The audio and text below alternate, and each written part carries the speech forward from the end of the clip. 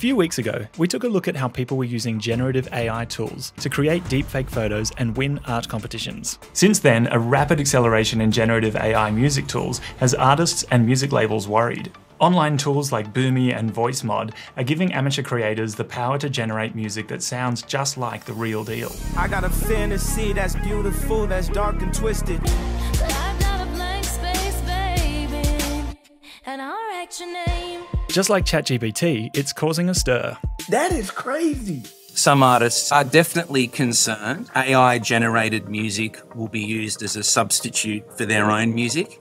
The question in the future would be, are you going to hire a composer or are you going to have AI generated? On today's deep dive, we're taking a look at the rise of a new breed of composer. There's a lot of artists that are curious, but I think there are some that are nervous, absolutely. I feel it coming. I feel it coming, baby. I feel it coming. To start off, how do these tools work? I spoke to APRA, who represent 100,000 songwriters, composers and music publishers in Australia. In order for generative AI technology to work, it needs a pre-existing data set. We're talking about sophisticated algorithms which are trawling the internet and analysing music tracks. Along the way, it identifies patterns across different genres, melodies, instrumentation, harmonies and structures, and learns the intricacies of the music it analyses. In simpler terms, it's able to reproduce what Kanye or Taylor Swift sound like because it has mastered a deep understanding of the intricate sound of their voice, things like their characteristics, their inflections, and then it can essentially imitate them. For example, I've just loaded a 10-minute segment of my own voice into an AI, so it will learn the patterns of how I speak. Now it can imitate my voice from any text I type. But it also begs the question, whose consent has been given in terms of the music that is being used to train these systems? A lot of composers live off production music. They spend their time working on, let's say, an album of trailer music, ambient music. Their music is put out there, and if somebody licensed their music into a project, they get the royalties. And some people really depend on this solely for their income. And I think this is one of the first things that could potentially be replaced by artificial intelligence. And while some musicians are concerned, others like Grimes, for instance, are jumping on the front foot, allowing users to create new music with her voice as long as they give her a cut of the earnings. And just how good is a Grimes endorsed AI song exactly? I can feel the breeze. Turns out, not so bad. Speaking to the New York Times, Grimes said that she thought that the chorus was really good and could be convinced that she herself had actually worked on it. While these tools are powerful and disruptive, generative AI isn't the first bit of innovative tech to challenge the music industry.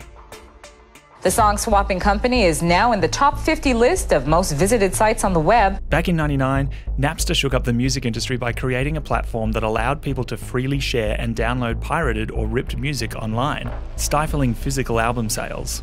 That was the first time that the music industry, in particular the record labels, were challenged or had lost control of the distribution.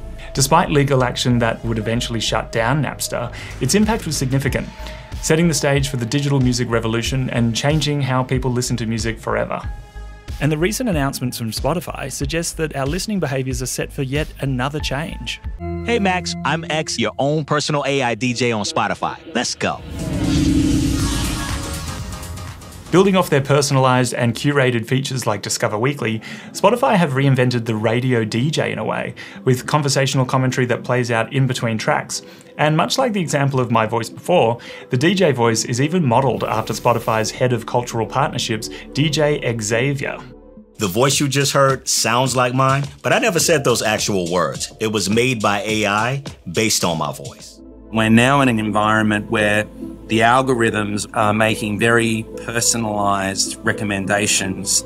If you rely on music being pushed to you in that way, it does take some of the exploration and potential for discovering amazing new music. The other concern is that a lot of those playlists and algorithms are generated overseas, and the amount of Australian or New Zealand local music that feature is very low.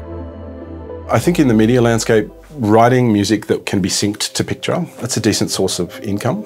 And so some media composers are worried about the tools and how the earning potential is being chipped away by tools like this. If a company can easily generate musical material at the touch of a button, then what does that mean for people that have been trained for many years to do this? So of course there's a bit of angst. While the industry has been reluctant to embrace new technologies in the past, no one flinches when they hear a drum machine or auto-tune used in music production today. And most consumers are very happy to stream unlimited music from their phones. Do you think that there'll ever be an AI music category in the APRA Awards one day? For copyright to exist in a song, there needs to be a human author element. But it wouldn't surprise me if, a songwriter stands up on stage winning an award and says, I used this tool to help me create this work. I wouldn't fall off my chair with surprise if that happened. Maybe I have to worry in like another 20 years or something about AI being so advanced that it will become the norm of replacing composers. Scenes like this one from Black Mirror, where an AI Miley Cyrus is exploited by their record label, might be just around the corner. Hey, I'm Michaela. Little Michaela, who's an internet personality, who's actually completely virtual. She has this enormous following on Instagram. I'm a 19-year-old robot living in LA making music and... There is no doubt that the music industry is watching it carefully. Technology has always disrupted and enhanced the creation and business of music, but it does require careful policy making around it. The race between music AI and human composers is on.